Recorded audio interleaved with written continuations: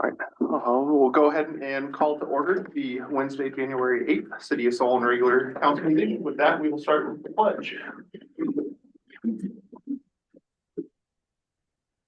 I pledge allegiance to the flag of the United States of America, to the republic for which it stands, one nation, nation, under God, indivisible, with liberty and justice for all.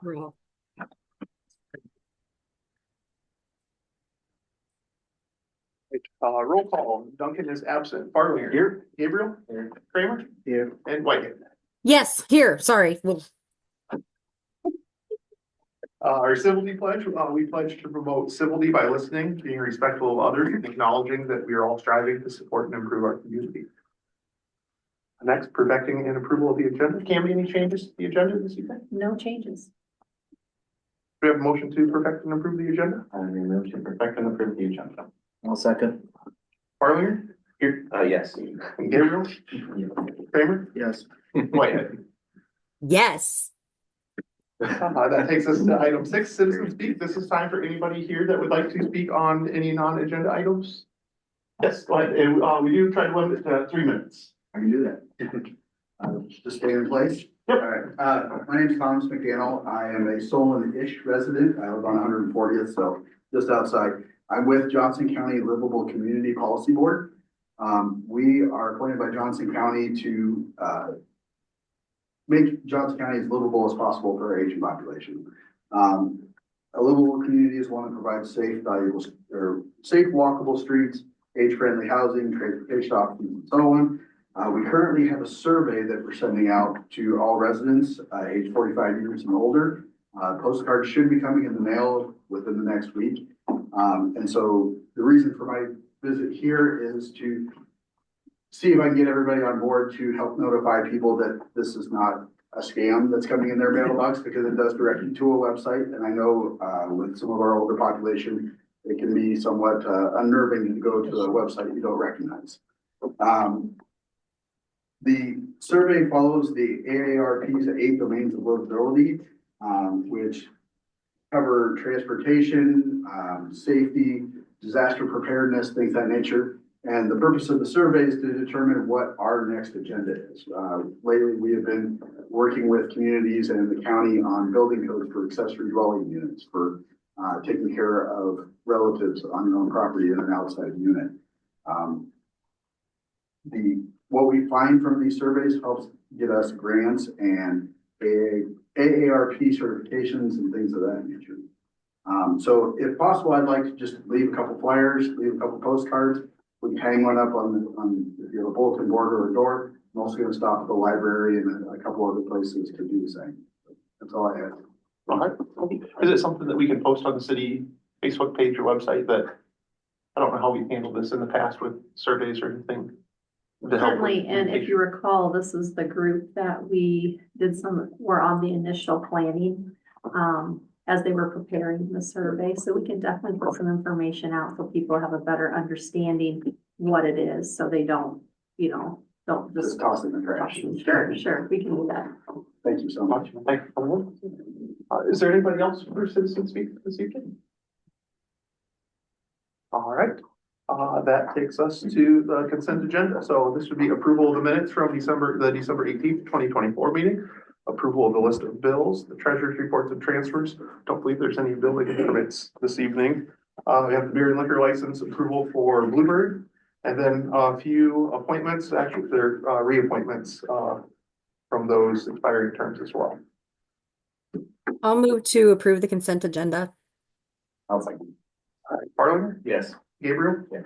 Kramer? Yes. Whitehead? Yes. Takes us to the fire department report. I don't have the final numbers from last year. We will have an agency meeting coming up here, I believe, next week. 2 weeks. 2 weeks. Yep. On that, I'll have more information from there. We'll get some updates as far as the count. I know they were still looking for a couple more members as well with that, but as I have information, I will share that at the following meeting. Sheriff's office report. No. Don't believe we have anything there. Public Works, Scott. Short and sweet, winter time, not a lot happens. Needs to be equipment. snow removal. But, holiday decorations were, removal were completed today. The guys are gonna be working hard trying to get the ice skating rink up down at Randall Park. And, we got budget in January. January is a busy time. End of year DNR reports and things like that. So, all right, thanks. All right, library report, Liz. Yes, and I will be happy to take a flyer and the postcard back to the library with me if you've got things You'll save me a trip. here tonight, yeah.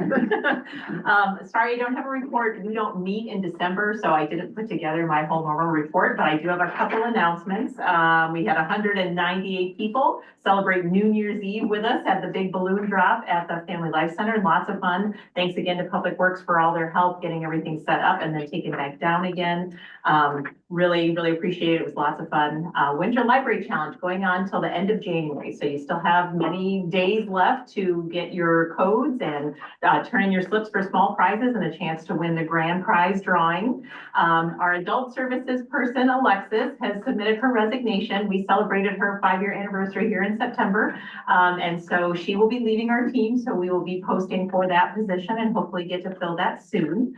On Monday, we are getting ready to switch over to a new library catalog system. And so on Monday, we will close at 2 o'clock to close out all of our transactions in the old system, upload the data to the new system, and then hopefully, if everything goes well, we will be live on Tuesday when we open at our regular time.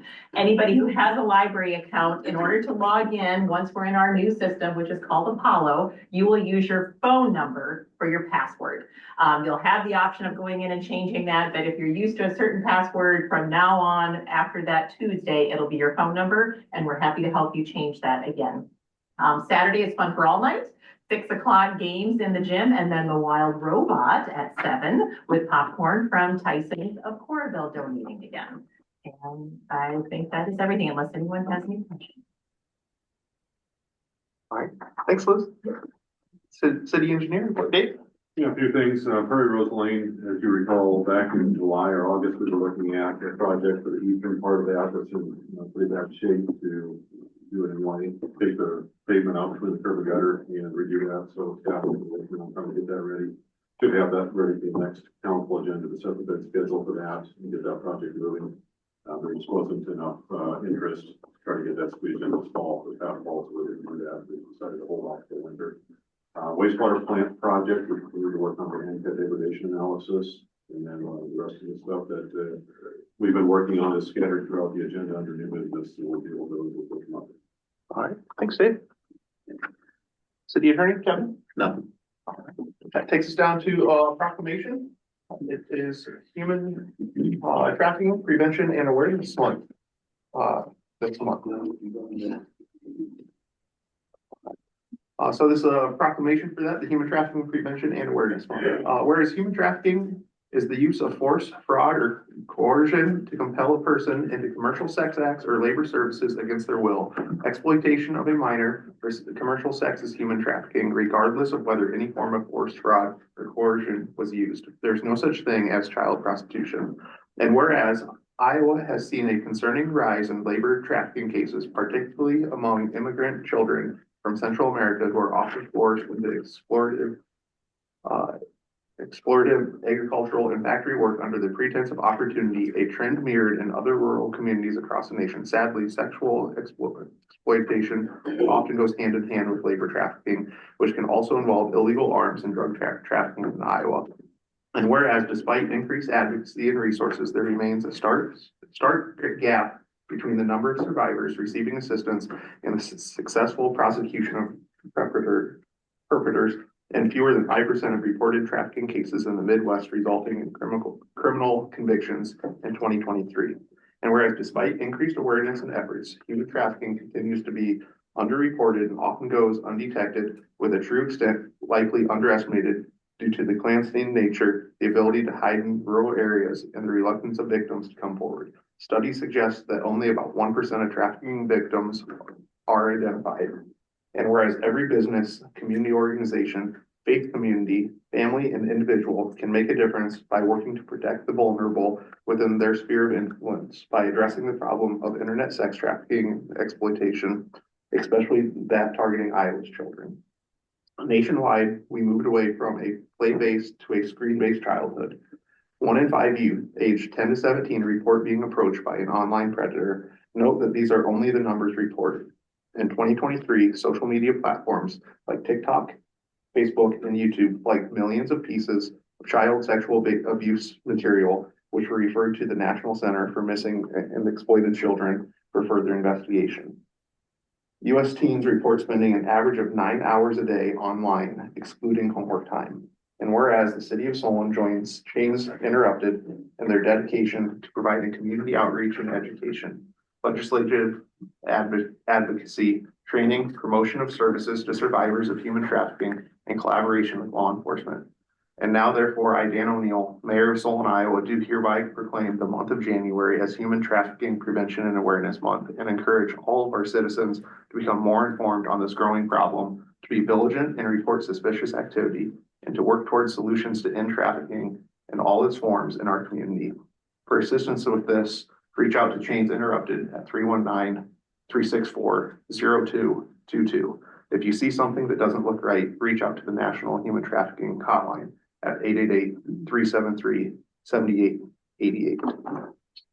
So with that, we do have members from Chains Interrupted tonight. I'm going to hand it over to Kitch. I'm gonna read something that we wrote just because I wanna make sure I say it right, but as you know, I'm gonna skip ahead for real quick. So Scott brought us in about a year ago to train all of the Solon City staff, and that is the number one thing you can do, right? When the PD shows up in a city, everybody stands up straight and does what they're supposed to do, but when regular things happen, from waste management to the library to kids walking on the street, people just keep doing what they're doing, and that's when we notice. I'm on the extreme guys, that kind of thing. So it's difficult to imagine that human trafficking exists in Iowa communities. We don't want to believe that for a minute, but it does. In every single zip code, in every county, in every community, it is happening. When we talk about, we're going to change her name. Her name's Layla. Because of privacy, she's a 16-year-old who came to Iowa, was brought to Iowa after being groomed online. She was hiding in a bathroom, scared to death, trying to stay away from her trafficker. Because this company was trained by Chains Interrupted to understand what was going on, they were able to have a conversation with her, get her safe, and then therefore give us a call. And we created, filled in the gap and got her back home, whether or not she's home safe. That is an anomaly in the human trafficking situation. Getting her back home within a week of her departure is a huge blessing, and we're really grateful that that happened. But it doesn't always work that way. And many of them end up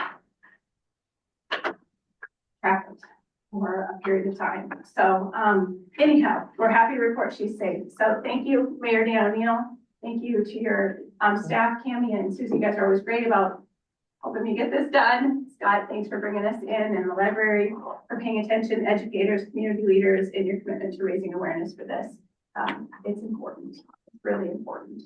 If you have children, talk to them. The best thing you can do. Talk to them about what's going on.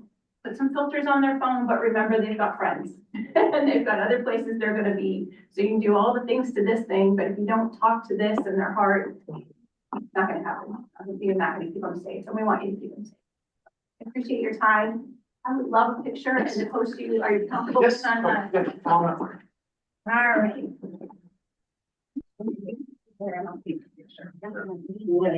I bet you can take it for you. Okay, I'll put it on the go. All right. Guys wanna- Thank you so much. Nice try. I was trying to get out of it.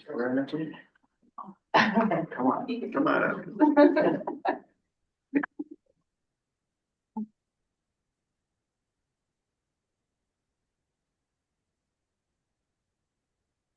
Thank you so much. Yes, thank you.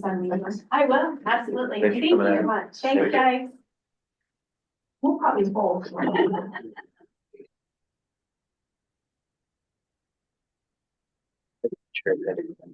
Well, we don't. Must get your shirt. You should do it. I feel like- You give me your name and address, and I'll place that. Yeah, we probably about Yeah, I can't help it. All right, next we have, item 15, it's public hearing for the rezoning of Trail Ridge Estates. Do we have a motion to go into public hearing? I'll move to go into public hearing. Second. Farlinger, Yes. Gabriel, Yes. Kramer, Yes. Whitehead. Yes. Cam, should I hand it over to you or? I'll start just to give a little background and, Dave can share the details. So this public hearing for this rezoning came about with the, anticipation of, Trail Ridge Estates Part 3. The developers brought the concept before the council here this fall. There was an original Part 3 last year, but, this Part 3 that's gonna be for you tonight is a little more representative of the original phase plan that was presented back in 21. But what has happened, as often does happen through that phased development process, is things shift a little bit, and that's really what's happened here. So this is not really a change in the expectation in the zoning or a violation of our original conditional zoning agreement. It's a zoning that's necessary to reflect just the natural shift of the lay of the land that's happened. And Dave, you mind kind of getting a little more into details on that?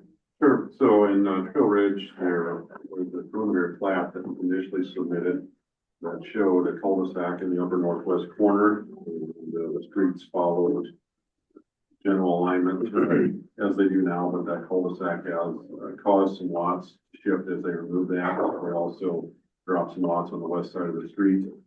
All of that shifts the position of the lots as well as the lot layout. So they're still looking at the same general area, but with the shift of the lot boundaries, we're trying to make sure that the lots don't have two different zonings in them. So the zoning has to follow those lot shifts.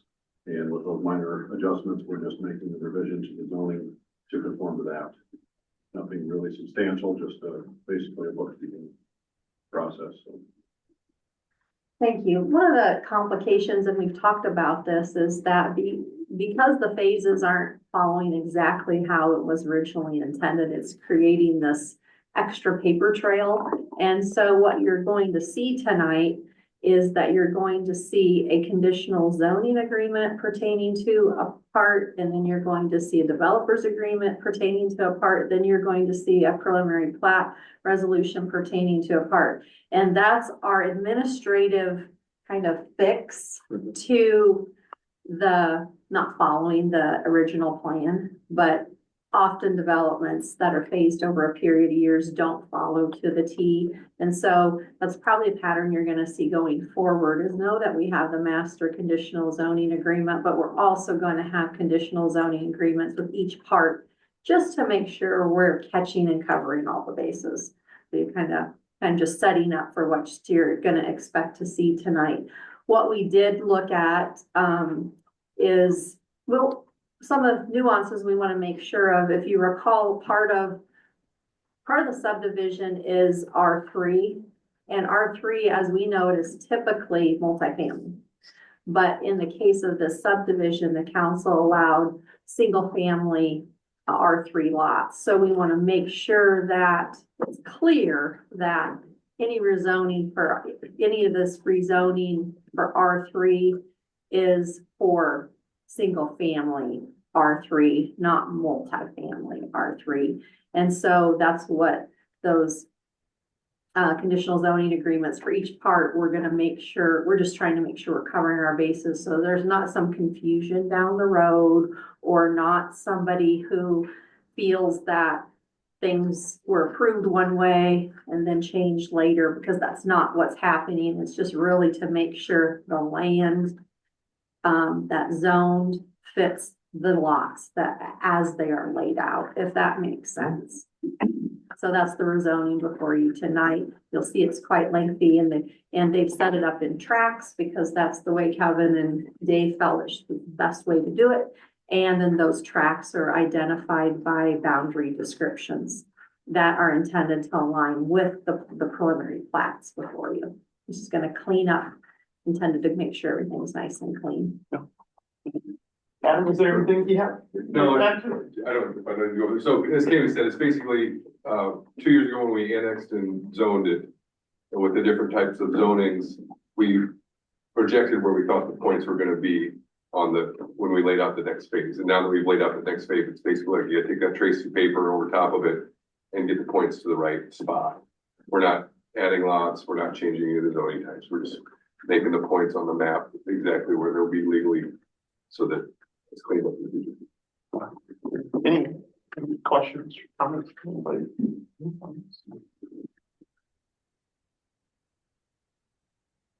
Do we have a motion to close the public hearing? I will move to close the public hearing. I'll second. Second, Yes. Gabriel? Yes. Kramer? Yes. Whitehead? yes,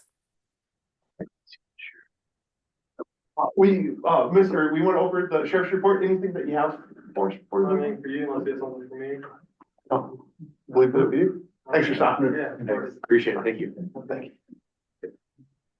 All right, that takes us down to, new business, item 16 is the appeal of the, revocation of the certificate of occupancy. Cammy or Kevin? No. Yeah, so what you'll find in your packet is a letter that was sent, on December 11th. The building permit applicant, was Al Wells. And in regards to the units, 101 and 102 at 130 South Dubuque Street. This is a space that, has come before the council on two different occasions, one in February of 23 and one in May of 24, where the original site plan request was for these two commercial units to be used as commercial office space. And there has been a history of the space being used as event space. Twice the council has not approved the units to be used as event space. And therefore, in consulting with building inspector Josh Bay, the code does allow the occupancy permit to be revoked. There was a building permit application that was applied for and issued for these units for commercial office space. However, there's been no evidence of the space being used as commercial office space, and plenty of evidence that it's being used as event space. So under the code, we have revoked the occupancy permit that was issued. So currently there is no occupancy for units 101 and 102. And you can talk about the appeal process. Yeah, so this is under the International Building Code 2021, I believe we've adopted. So the appeal of the applicant, representatives from Mr. Wells filed an appeal, or Prairie Equity Group, I should say, not, it's more than just Mr. Wells, filed an appeal, and the Board of under the building code, the board of appeal is the city council is the board of appeal. So that's why it's in front of you. We do not have a separate board of appeals. I think only Iowa City of the cities in Johnson County have a separate board of appeals. Otherwise, the councils do this separately. So, Mr. Chuck Meehan from the Left Law Firm is here representing Prairie Equity Group. I think if you want to come to the podium and then. Thank you for getting the right law firm. Yeah, I did. How about that? I did remember. So as Ms. Wilson said, my name is Chuck Mears and I represent Prairie Equity Group. And I'm sure you know this,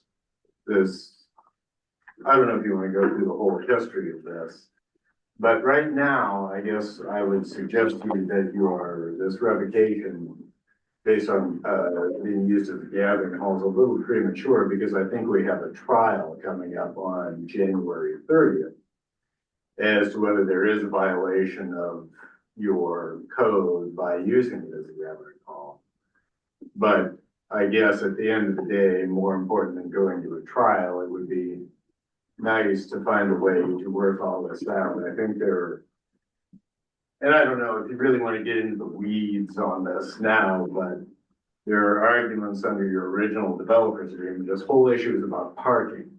And I know I believe you've all seen the parking study that says there's adequate parking for a gathering hall or the uses being made now. So I guess I'm gonna defer to you as to how far you, if you wanna have that discussion about the developers agreement now and the parking study, or whether you'd wanna wait and see how the trial comes out on the 30th. Or again, more importantly, if there's some way that you could sit down and hammer this out. So, I mean, at the end of the day, if you believe the parking study that was done in 2024, there is more than adequate parking for these spaces to be used as a gathering. But I guess in that sense, I'll defer to you and ask how you'd want to proceed.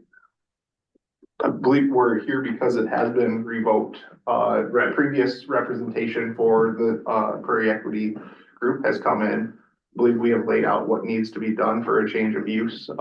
It's no different than what we have done for other businesses with that.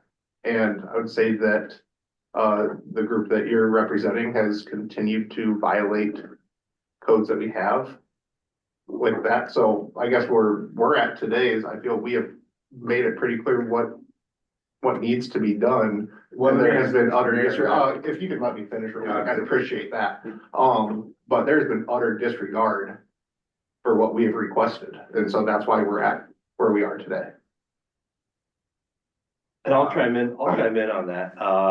The last person that came in here that represented your client said that they were going to only use the space for people that were utilizing the Literary Hotel.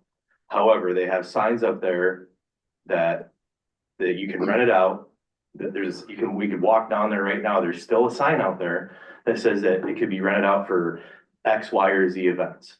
Mhm. Now, we don't feel like that, and my opinion is that they're not being a good neighbor. They're not trying to do anything to remedy the situation other than saying, we're gonna keep doing what we wanna do. We don't care what the city has to say. Our recourse is, you no longer have an occupancy permit, and that's where I'm at. I can't argue with anything you said about how it's being used. I guess my question to you would be, as I understand the minutes from your May of 2024 meeting, the request was denied because somebody didn't think that Mr. Wells would be able to follow the rules, so to say. And he still hasn't. Yeah, so let me ask you, you say there are things that you would like to see done. May I ask what those are? I believe it's been communicated previously. If it hasn't, we can get that list. Please do, because For you. again, yeah, like I said, I think the only thing I heard is that it was denied because it was Mr. Wells. We're willing to do whatever needs to be done. It has nothing to do with it being Mr. Wells. It has to do with disregarding a request, with us requesting that he not have events, that this group not have events anymore.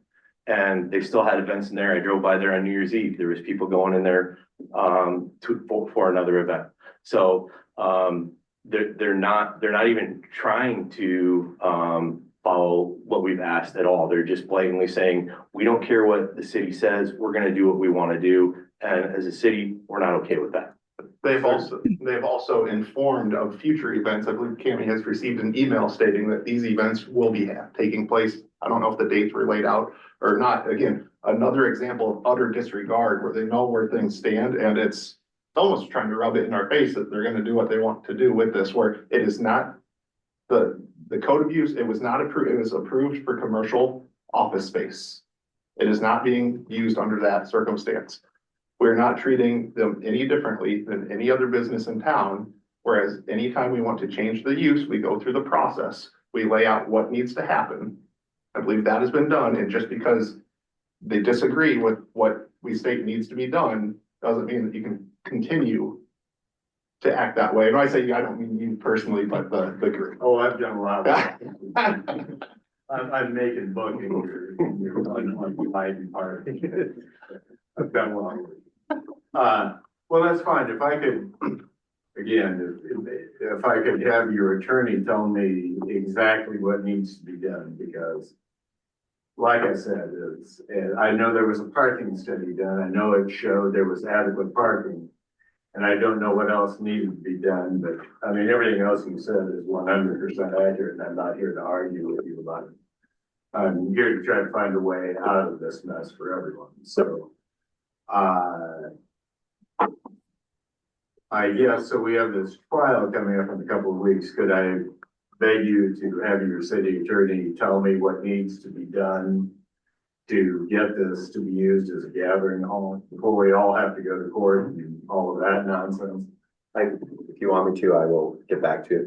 We'll discuss this and then get back to Mr. Beard this week still. I believe that's reasonable. Again, at the end of the day, we all want to work together with that, but we have policies, we have code, everything like that, so it's. Like I said, I can't argue with anything you said about how it's been used. And although I will take a little bit of the heat for him sending Ms. Rasmussen emails, I wanted everybody to know exactly what he was doing. So that's why. So maybe I am guilty, but okay. All right, well, I will get with you this week. Fair enough. Thank you. thanks for coming in. Thanks, Kevin. That takes us down to item 17, the Senior Community Housing Corporation Developers Agreement. All right, so, on, January 2nd, the site plan for the senior housing development, went before the Planning and Zoning Commission. Overall, they like the concept. We're gonna probably do this a little backwards. We have the developers agreement on here, but it is going to be subject to the council's decision on the parking, which is really part of the site plan. So, as we talk about this, the developers agreement first, I would just say that, have you had a chance to look at it, Mark? I'm sorry that it was kind of a short notice. Kevin drafted the developers agreement. It basically talks about the site plan, that will be approved tonight, will be the site plan that's recorded with the developers agreement. They're required to follow all building codes, sidewalks required. They're required to put in a landscaping plan. They are subject to connection fees and really a standard agreement, but there is a section about parking, which we will have to go back and, that's going to be based upon what the council decides to do. But as far as a parking, or as far as a developer's agreement, I think as a whole, the council can approve it subject to any site plan requirements. And then we could go back and adjust those. Sound fair? Yes. Okay. Any questions, any objections or concerns with the developers agreement? I think the only thing that I would like to just mention as far as the developers agreement is, it's actually on the connection fees, in paragraph 7. And this is a not-for-profit, organization. We're looking to try to keep it, as affordable as possible for these folks. So just something that we would like the city to consider. As we go through the development process, we're going to be asking any contractors to work on the project, if they can give some fees in. We're going to be asking for local donations. I mean, it is 100% not-for-profit. The goal being the only income that will come in to cover the costs associated with the project are from the rents. And this is a 55 and older community. So just keep that into consideration as we move forward. Any comments, questions, thoughts? We need approval. Yeah, we'd approve it subject to the site plan issues, and we can revisit the connection fee issue at a later time. Yep, so. I'll move to approve the developers agreement with, subject to the Site plan requirements. I'll second. Farlinger, Yes. Gabriel, Yeah. Kramer, Yes. White. Yes. All right, that takes us to item 18, resolution 2501, site plan. This is Senior Housing Development / Solon Community Housing Corporation. All right, so what you have in your packet are small scale, but I do have large scale plats. If anyone's interested, let me know and I can distribute those. What we have here is 2 lots. as I understand it, it's going to remain 2 lots. And with the, lot 4 being the one closest to the corner, the first one to be developed. Overall, planning and zoning, when they looked at this on the second, were in favor, they supported the project. Their primary concerns, had to do with the parking. There's 44 spots and our code says it needs 60 spots, 3 spots per unit. And, there was, some discussion about, well, can we restrict parking to our cars, limit to 2 cars? Can we assign parking spots? What happens if this changes hands in the future and it's now it's a for-profit and it's not 55 plus? And how do you add parking after they're already built? So in general, they basically said, we're gonna approve this, but we want you to know that these are concerns. And so it comes to you with their approval, yet, these are things that need to be decided. So they do have some reservations about parking. And, Kevin has, put some language into this agreement that talks about in the developer's agreement, that if the property would change hands, then that would have to come back and get that same variance. That way the council could make sure the same criteria that was imposed on this project moves forward with the land. The other thing is, we had a conditional zoning agreement, if you recall, that says if the project doesn't move forward, it has to revert back to commercial. So our goal is, how do we make sure we're covered before and how do we make sure we're covered after? So I feel like we've done that.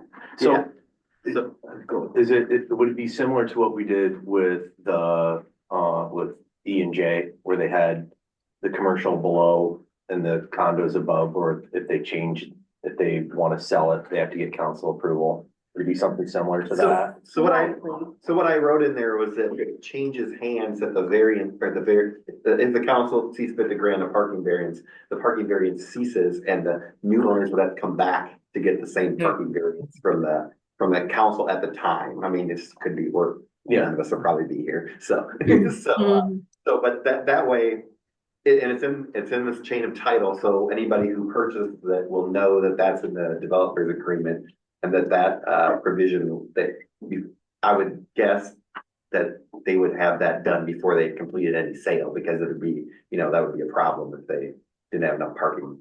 Right. So, without the variance.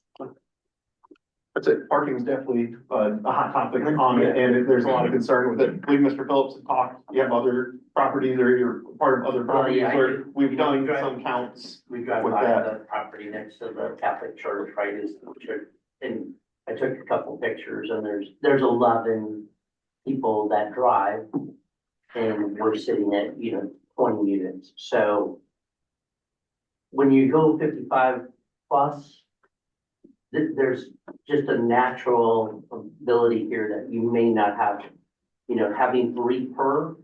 We expect we have 1, maybe 2 people, live in a few units, primarily 1 resident live in each apartment. So that's what we're looking at.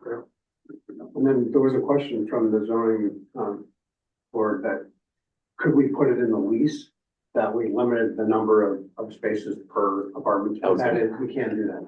I checked in on that, and the Landlord Tenant Act allows us to discriminate in that way. So yes, we could say 2 per, which would then leave us 4 spaces for visitors. And again, that we'll anticipate that there won't be nearly as much need for parking with the residents that are there. And with the 40 spots, does that include the garage spaces as well, or is that excluded? Okay.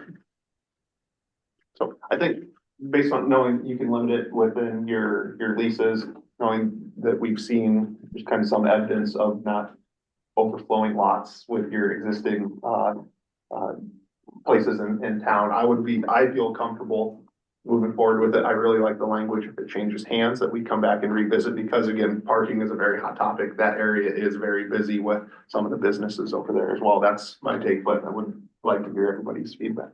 I agree. I think with the nature of the housing that's going in there, I don't think it's gonna be much of an issue as long as a future council has the ability to revisit it. Should it change hands in 10, 20, 30 years, I think that's. I'm okay with it. I think I like the fact that we're kind of sticking along with what we've done with other properties. Where if there is a change, it has to come back for either approval or whatever, and the fact. That was gonna be my question right before you asked it, is can you put that in the lease? So, I like that as well, so I'm okay with it. Lauren, any thoughts? Oh, I don't have anything new to add. I think you guys are right. Like, we need to protect ourselves in the future, but for this current project, it makes total sense to have a variance. I've seen other communities like this, and in general, retirees don't have as many cars. They don't need as many cars. So I think this makes a lot of sense for this current phase, but in the future, council should have the opportunity to revisit that parking variance if necessary. With that, do we have a motion for A couple resolution? more things, Oh, Mayor. okay. That was the main one. Okay. So, one of the other concerns that was shared was that the garages would be used as storage rather than for parking. So I don't know if it's something the council wants to kind of add as a condition. The other thing is that because the site plan is being approved as one, but only the first unit is, or the only first building is being done, an extension is likely going to be required, a site plan extension at some point in the future. Typically, site plans are good for 1 year.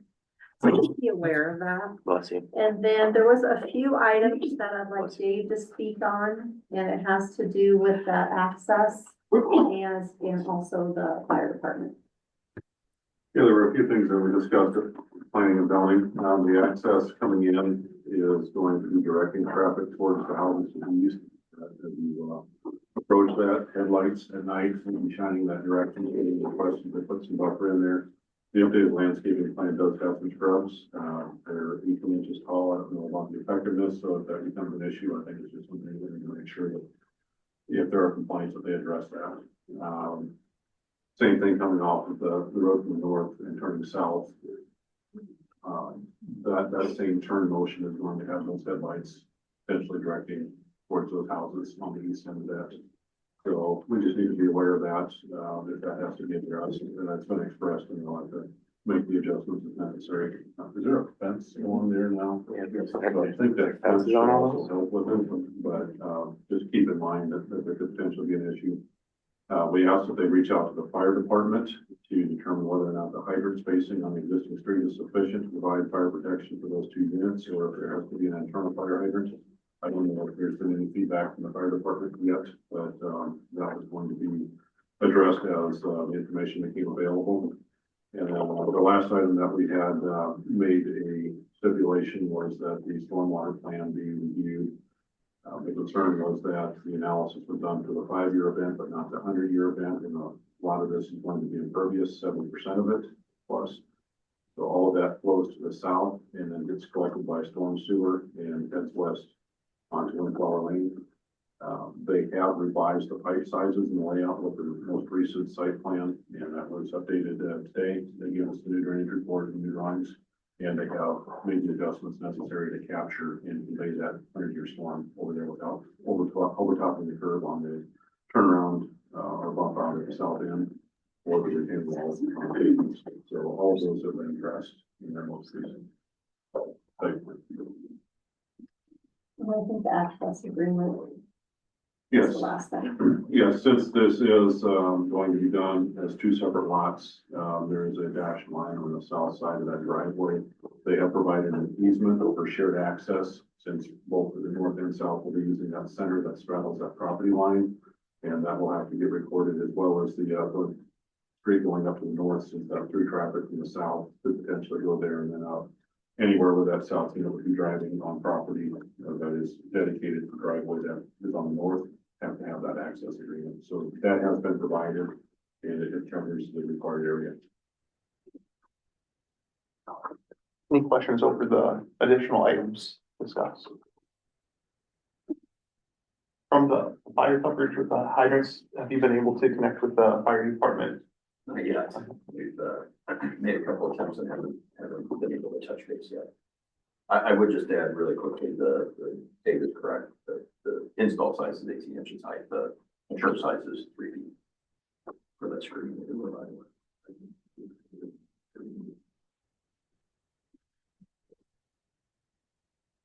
So what I have, just to recap, is that the council does want to require parking, 2 cars per unit. Is that what I heard? Within the lease. Yes. Yeah. Okay, so two car limit per unit within the lease. The hydrant needs to be reviewed and approved by the fire department. And the access agreement needs to be, we'll add that to the Yeah, developer it'll be a agreement? separate, that'll be separate. Be We can recorded? just record both of Okay. them. Isn't there a hydrant right there? Okay, and then Dave, are you satisfied with the stormwater, or do we need to add something? Okay, so then it's just those three items. Plus the variance. Yeah, the parking variance, the, 2 cars per unit, fire department, and the access agreement. So I think if you would, approve that, subject to all the engineering requirements and the developers agreement, we'll make sure those items get into the developers agreement. Any other commentary that you guys would like to add? I mean, do we need to make the full list during the motion? No. Okay. Subject to the engineering, requirements and the developers agreement. All right, I will move to approve the Senior Housing Corporation Developers Agreement, subject to the engineering requirements and reports and additional stipulations. I'll second. 2501. The site plan, yeah. I'll second. Yeah. Farley, Yes. Gabriel, Yes. Kramer, Yes. Whitehead. Yes.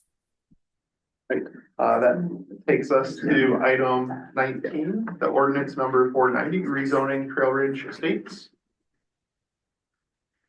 Okay, so this is actually the actual ordinance. We've already talked about this in detail. This is just the first reading of the ordinance that, related to the public hearing. Any questions or comments over the ordinance from discussion from public hearing? I will move to approve ordinance 490 rezoning. Well, second. Farley, Yes. Gabriel? Yeah. Kramer? Yes. Whitehead. Yes.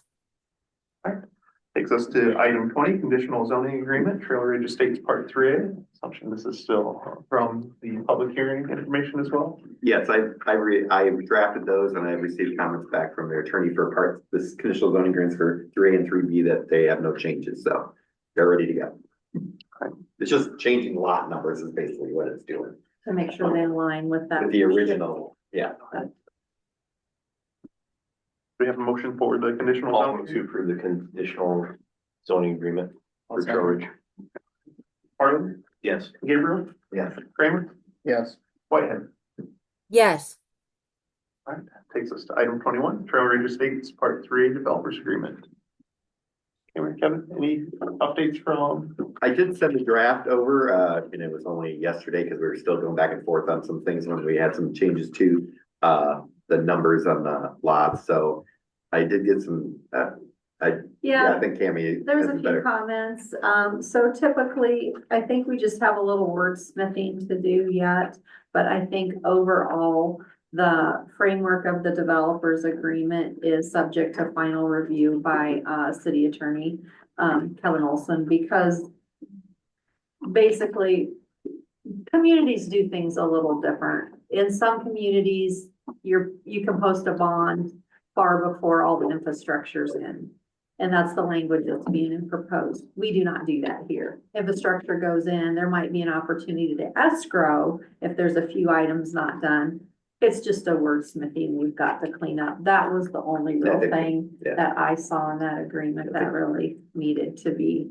So overall, I think we're okay going ahead and approving the developers agreement subject to Kevin's final review. Any comments? No, I agree with Kevin on that. I think, we've changed council since the. Yeah, I noticed that. I was like, So I think he grabbed one or two Yeah. and grabbed the same paragraph and put it in there, Kevin. We don't have any issue with that. okay, And then the rest of it was just comments Yeah. about making sure the outlots were correctly numbered, and then some language about the stormwater ponds, just to make sure that. Yeah. If there is an issue in the future with stormwater ponds, and the homeowner association, you can take care of it, the city does, that they assess it. assess it to all of the lots. Yeah. All of the lots. Not just the one subdivision. I think that, so I don't have a problem with that. When I was writing that, I'm like, okay, that's probably not fair to those, just the one, subdivision there. So, like I said, I think we're pretty, the major things are already there. So I agree it's ready to go with the editing, just getting finalized. I will move to approve Trailway Estates developer agreement contingent upon final review by city attorney. Well, second. Farland, Yes. Gabriel, Yes. Kramer, Yes. Whitehead. Yes. All right, takes us to item 22, resolution 2502. This is Trail Ridge Estate, part 3A preliminary plat. All right, so this is, so council saw a concept of this fall when they, when Watts Group brought in their proposed to do the 3A and the 3B in kind of two different phases, and that's what's before you, tonight on the agenda. The planning and zoning looked at this, really back in the fall, but because it had the rezoning needed to happen before we approved the 3A preliminary plat, it's just kind of been sitting here for a little while. But that was approved by the planning and zoning. And Dave, was there any notables that they wanted to, or that you think you need to highlight on this? We provided a list of comments based on the initial application and gone through and made corrections or adjustments as requested. I don't have any additional comments. I think anything remains to be addressed. So what happens after the approval of the final plat, then that, then the developer works on the construction documents.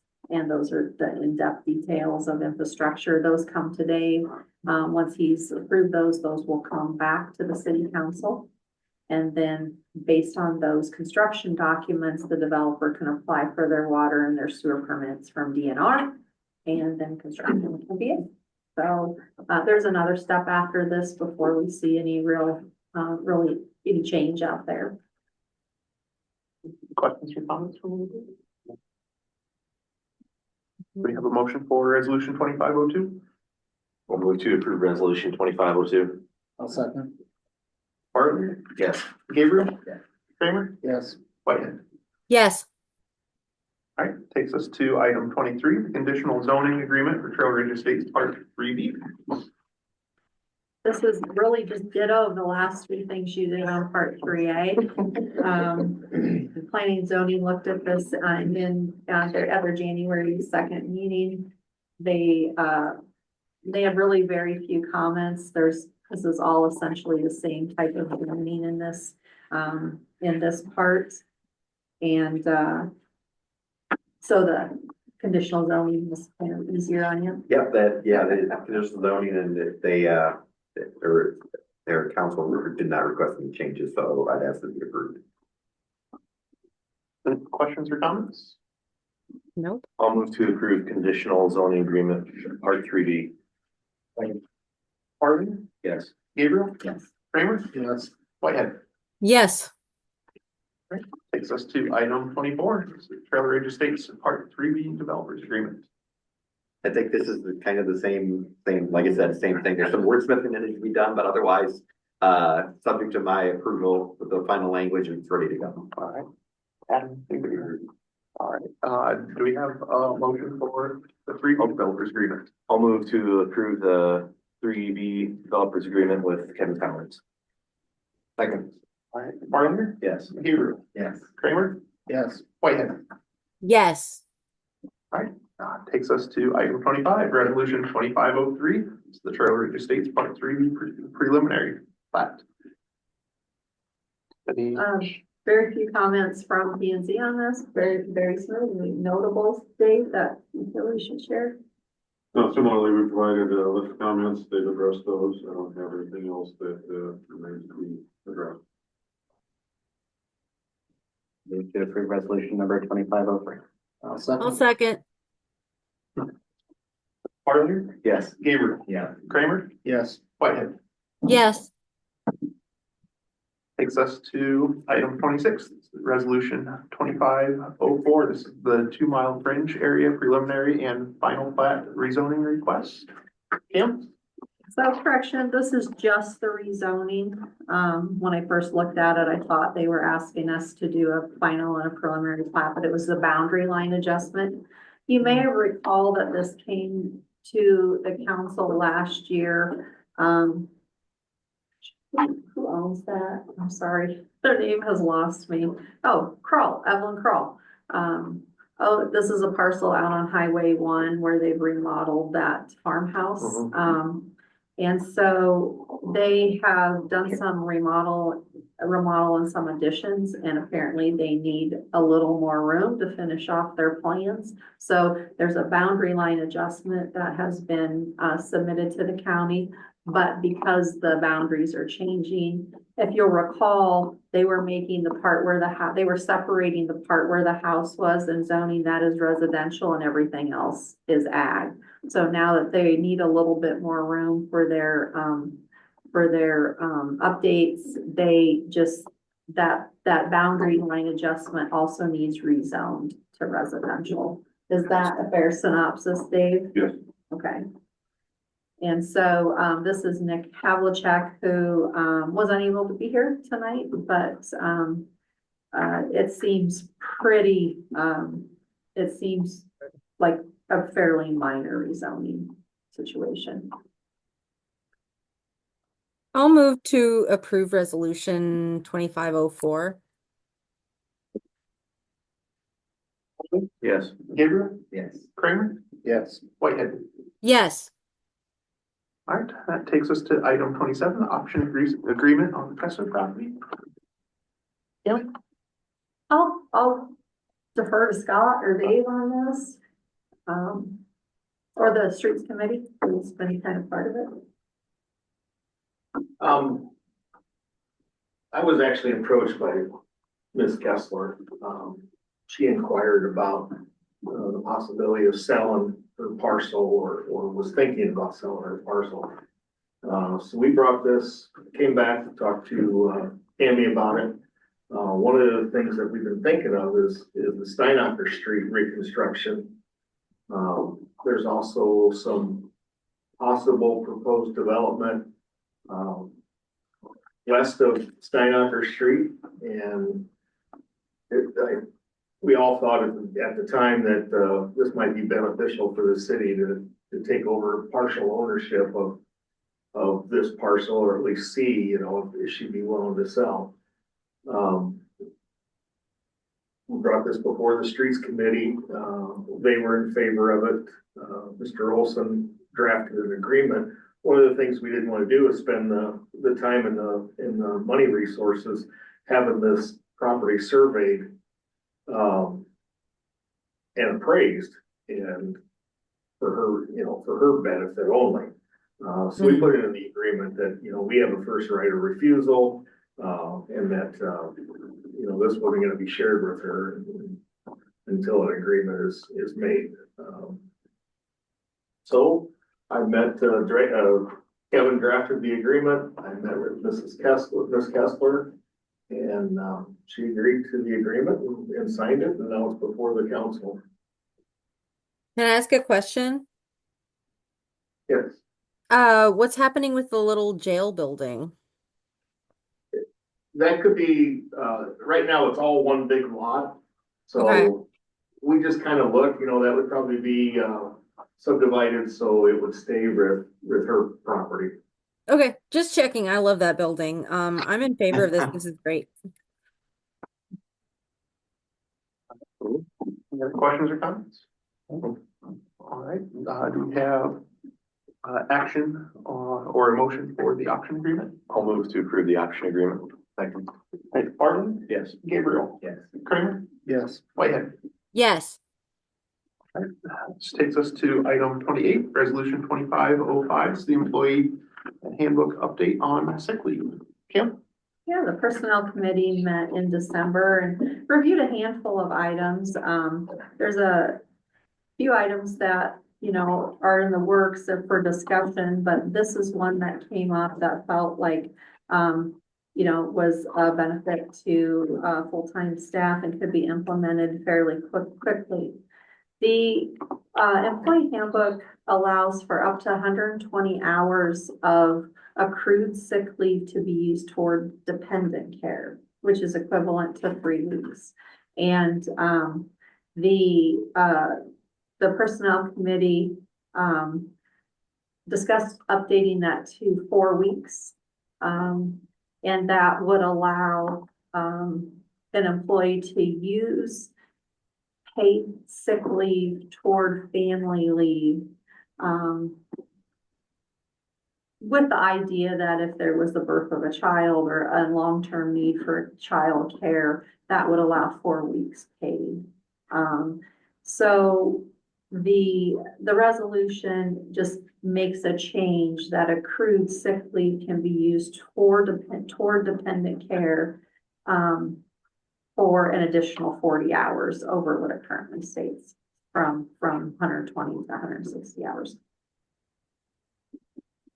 I'm absolutely in favor.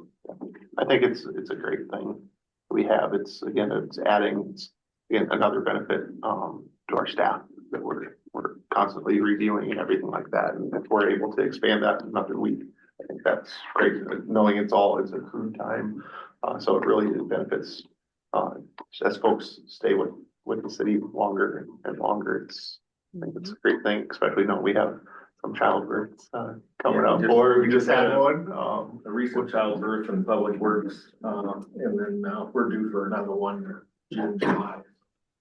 I know they really appreciate this. I'll move to approve resolution 2505. I'll second. Farlinger, Yes. Gabriel. Yeah. Kramer, Yes. Whitehead. Yes. Right, takes us to resolution 2506. This is connection fee adjustment. Annually, we do a connection fee adjustment. Dave, works on this, so our connection fees that are applied to all new construction are adjusted, annually to accommodate inflation and such.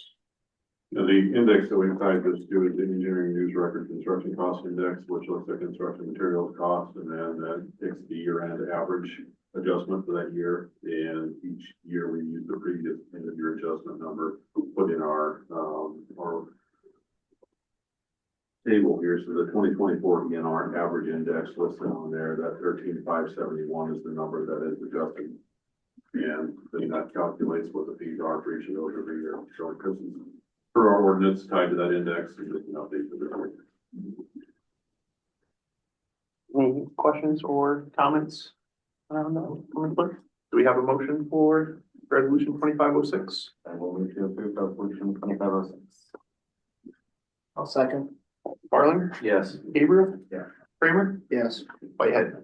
Yes. Takes us to resolution 2507, mower lease. Scott? Yeah, so believe it or not, it's been 5 years since we've had a mower lease come before you. And that's what they're set at, is every 5 years. The last one was through a different company, a different mower manufacturer. And it was chosen from the guys in Public Works, the staff, that they would really like to look at a Toro model, and which we've test driven one, and they really like the comfort and use of it better than they like the other one. So we're switching gears, and now there's a whole new lease agreement to have to go through. Was this for Batwing or? Yes, sir. Yep. Still no cab on this. 11-foot swath, 3 motor decks. Okay.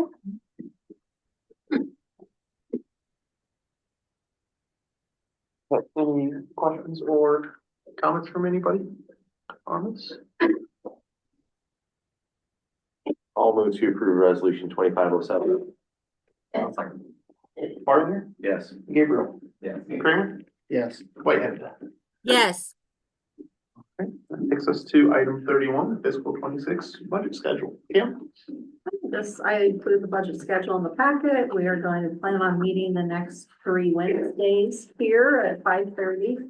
Next week will be part regular meeting, but mostly budget meeting. So plan to hang out for a while next week.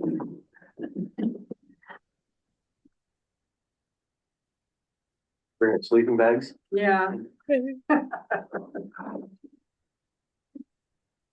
All right, well, thank you for mapping it out for us and just to everybody on staff, just all the work that has been done up to this point, and I know all the work that's gonna be done over the next several, probably months, with this again.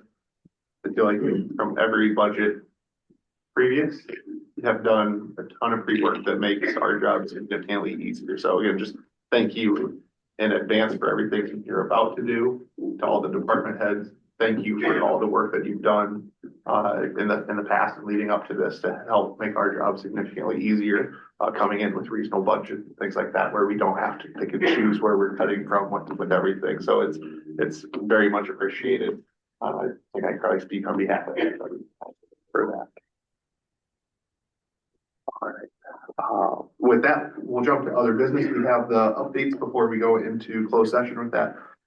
From committee updates, the long-term debt review for the finance committee, is that coming up for complete? So where we're at is, Travis and I have met with, Heidi at Pool at Northland. We're gonna meet with her again yet this week, and then when we have a draft that we feel good about, we're hoping to have the finance committee, join us on a Zoom sometime next week. So I'll be reaching out to Cole and to Steve Duncan. We just like to give the committee the kind of the deeper dive so that, and we'll do the same thing with council. It's just, she'll do a little bit of a shorter version just for the time's sake.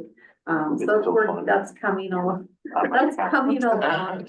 So I'll be reaching out, and then I'm not sure if she'll be here on the 15th or the 22nd, but she will be doing a presentation to the whole council. Personnel committee met recently. Personnel committee met on the 18th. Handful of employee benefit topics, COLA, and performance type professional development plans, lots of discussion. The only real action that came out of that meeting was the change to the sick hours, but there's lots of conversations pending about other benefits. The building needs and growth committee, we have a meeting after this meeting. After this meeting, yes. No updates with the police committee meeting. And then we also had a meeting just before New Year's for the 28E agreement. Updates, share on that. Scott was there. Felt like it went positive, felt like we made some progress. I think, the items that really are left, and they're still big items. We gotta figure out the utilities. We gotta figure out how to share the concession stand. And, what was the third one? The field usage. Oh, field usage, because they're looking to add some programming. Some junior high and middle school programming, but it conflicts, with those field, a lot of those fields not lit, we're all vying for that same few hours after school. But, overall, I came away with a really positive experience. I felt like they were really open to conversation, and, I really felt that they brought a cooperative spirit to the table. We brought a cooperative spirit to the table. And I'm really confident that, we're gonna have an agreement here soon. So what we decided to do is go ahead and get the agreement updated on the things that we're all okay with. So that we're just really, when we get the draft back, we're just really focused on those kind of 3 core issues. And so it's just really distracting to be working on drafts and drafts. So it's really where we're at. And I'll report back when we have some more news. All right. Next, city clerk report, Suze. Cam, any comments? No. Council comments, anybody? Just saying that you guys did a nice job with that snow we just had. Scott, you guys did. It's, Yeah, it went really well. There was only 3 of us out plowing for the most part. Yeah. And that wasn't a Well, lot. I think, and as Dan already said, thanks for, all you guys that are getting your budget stuff ready and I know you guys are all gonna put a lot of time in here in the next couple weeks, or you have been putting time in to make it so that, we can really, hammer through everything and get another budget session done. As far as my comments, just echo Scott with you and the gang with the snow removal, and I almost spoke too soon with my budget comments. So good, thank you, in advance, for all the work that will be done, and thank you for all the past work. With that, we have a closed session on the agenda, so do we have a motion to go into closed session?